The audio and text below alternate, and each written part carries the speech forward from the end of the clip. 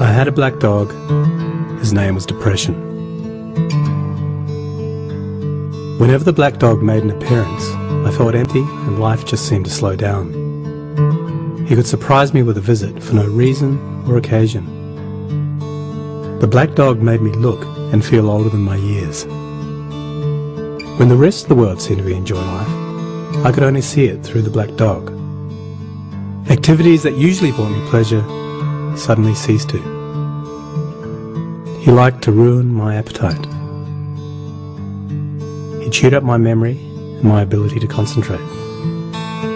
Doing anything or going anywhere with the black dog required superhuman strength. At social occasions, he'd sniff out what confidence I had and chase it away.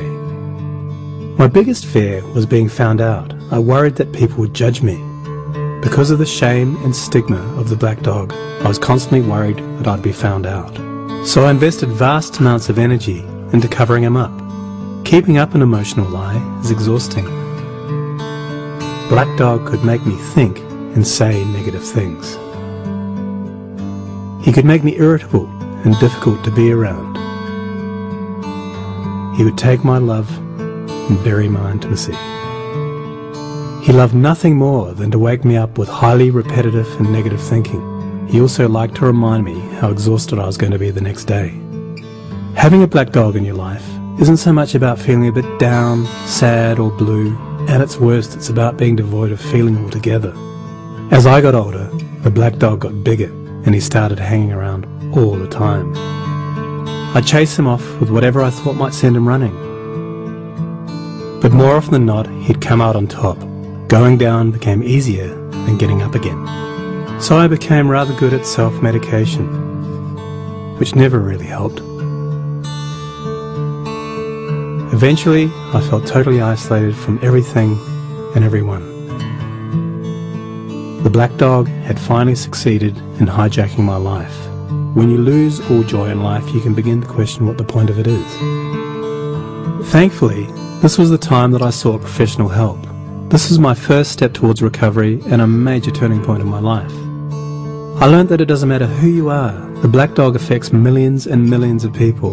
It is an equal opportunity mongrel. I also learned that there was no silver bullet or magic pill. Medication can help some, and others might need a different approach altogether.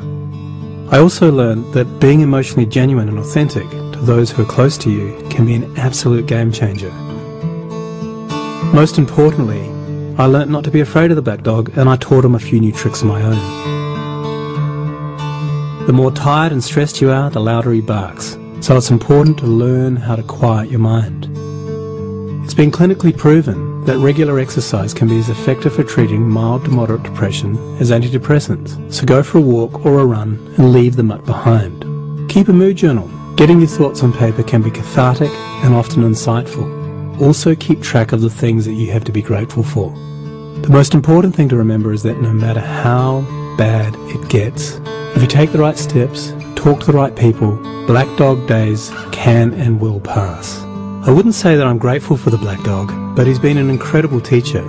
He forced me to reevaluate and simplify my life. I learnt that rather than running away from my problems, it's better to embrace them.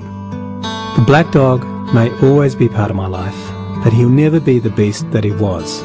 We have an understanding.